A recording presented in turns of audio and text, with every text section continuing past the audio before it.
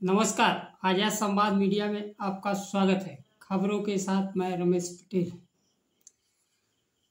आज के मुख्य खबरों में इजराइल के प्रधानमंत्री के निवास पर हमला, याहिया सिनवार के मौत के बाद पहली बार बोले खामेनेई, भारत और कनाडा के बीच तनातनी चल ही रहा था कि अमेरिका की तरफ से सम्मन आ गया। जम्मू कश्मीर कैबिनेट में पूर्ण राज्य का दर्जा का प्रस्ताव पास, संविधान सभा में बोले राहुल गांधी, आरक्षण की सीमा 50% की बाधा पार करेगी। खबरें विस्तार से। इजराइल के प्रधानमंत्री नेतन्याहू के आवास पर हिजबुल्लाह की तरफ से ड्रोन से हमला हुआ है। इजराइल सरकार के एक प्रवक्ता ने कहा कि इस हमले के दौरान प्रधानमंत्री नेतन्याहू और उनकी पत्नी दोनों हमले के समय घर पर मौजूद नहीं थे। इसमें कोई हताहत नहीं हुआ है। इससे पहले इजराइल सेना ने दावा किया था लेबनान की तरफ से ड्रोन से हमले किए गए, जिसमें प्रधानमंत्री आवास को निशाना बनाया गया। इससे पहले इजराइल रक्षा बल ने जानकारी दी कि लेबनान की तरफ से 20 मिसाइलें इजराइल में घुसी थी। प्रधानमंत्री आवास में थे या बाहर थे, इसकी जानकारी नहीं दी गई है और प्रधानमंत्री को सुरक्षित बताया गया है। रूस के राष्ट्रपति व्लादिमीर पुतिन ने फिलिस्तीन प्रशासन के राष्ट्रपति महमूद अब्बास को ब्रिक्स समिट में शामिल होने के लिए न्योता भेजा है। पुतिन ने कहा कि वह इजराइल और फिलिस्तीन दोनों ही देशों के नेताओं के साथ संपर्क में हैं और वह द्विराष्ट्र समाधान का समर्थन करते हैं। ईरान के सर्वोच्च नेता आयतुल्लाह खुमैनी ने याहिया सिनवार के मौत के बाद पहली बार प्रतिक्रिया दी है। उन्होंने सोशल मीडिया पर लिखा, हमास जिंदा था और जिंदा रहेगा। कमांडर याहिया सिनवार अपने शहीद साथियों के साथ शामिल हो गए। याहिया सिनवार जैसे व्यक्ति के लिए जिसने अपनी पूरी जिंदगी एक क्रूर शत्रु के खिलाफ लड़ाई लड़ी, उनके लिए शहादत से कुछ कम स्वीकार नहीं हो सकता। याहिया सिनवार हमास के शीर्ष नेता थे। इजराइल हमले में उनकी मौत हो गई थी। ईरान के सर्वोच्च नेता ने कहा, हमेशा की तरह हम फिलिस्तीन मुजाहिदीनों और योद्धाओं के साथ खड़े हैं।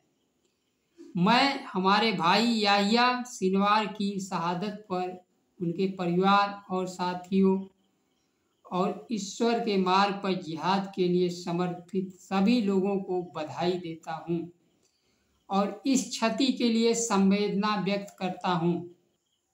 खामेनेई ने कहा कि याहिया सिनवार की मौत रेजिस्टेंस फ्रंट के लिए दुखद है, लेकिन शेख अहमद यासीन फातही, शकाकी रंतीसी और इस्माइल हानिया के बाद भी यह मोर्चा रुका नहीं है और याहिया सिनवार के बाद भी जारी रहेगा।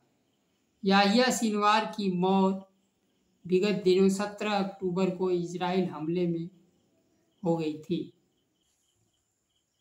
भारत और कनाडा के बीच तनातनी बना हुआ है। इस बीच कनाडा की विदेश मंत्री मेलनी जॉली ने कहा, भारत के सभी राजनयिकों का नोटिस पर हैं।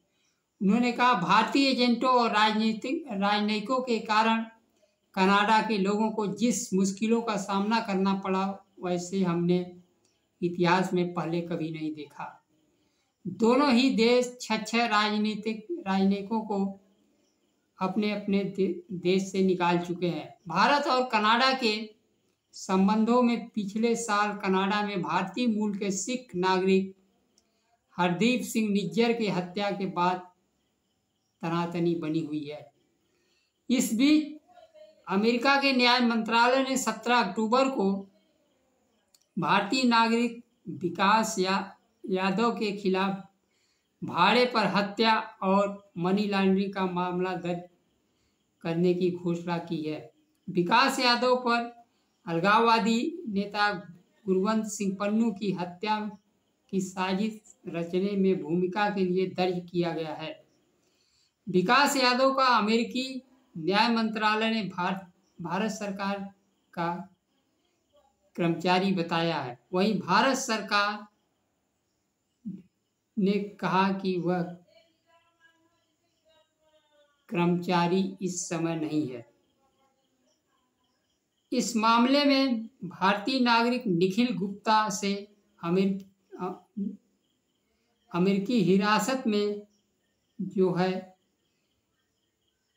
अमेरिका ने दोनों पर भाड़े का हत्या करने की कोशिश का आरोप लगाया है। इसी मामले में भारतीय राष्ट्रीय सुरक्षा सलाहकार अजीत डोभाल का नाम भी संबंध में आ रहा है। हमारे देश के बड़बोले नेताओं के बयान, जिसमें प्रधानमंत्री तक शामिल है, भारत घुसकर मारता है और वह विश्वगुरु है, एक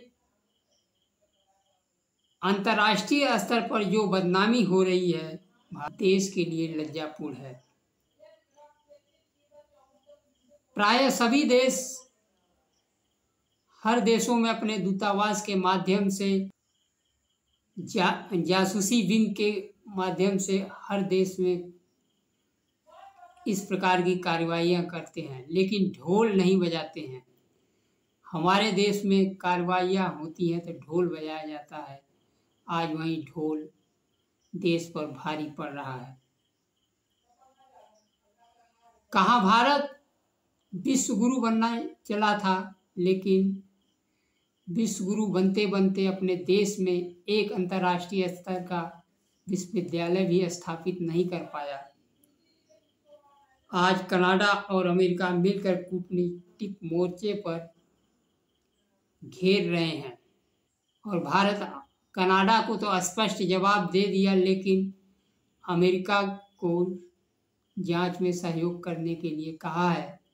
लेकिन यह सहयोग कहाँ तक होता है, किस प्रकार होता है, यह राजनयिक कुशलता पर निर्भर करेगा। जम्मू कश्मीर में मुख्यमंत्री उमर अब्दुल्ला के अध्यक्षता में कैबिनेट ने जम्मू कश्मीर को पूर्ण राज्य का दर्जा देने के लिए एक प्रस्ताव पास किया है और केंद्र सरकार से आग्रह किया है कि जम्मू कश्मीर को पूर्ण राज्य का दर्जा दिया जाए। मुख्यमंत्री इस सिलसिले में प्रधानमंत्री और केंद्रीय मंत्रियों से मिलने नई दिल्ली जाएंगे। विधानसभा चुनाव के दौरान इंडिया गठबंधन के दलों ने जम्मू कश्मीर के विधानसभा चुनाव में मुख्य मुद्दा बनाया था। सरकार बनने पर कैबिनेट ने पूर्ण राज्य के मांग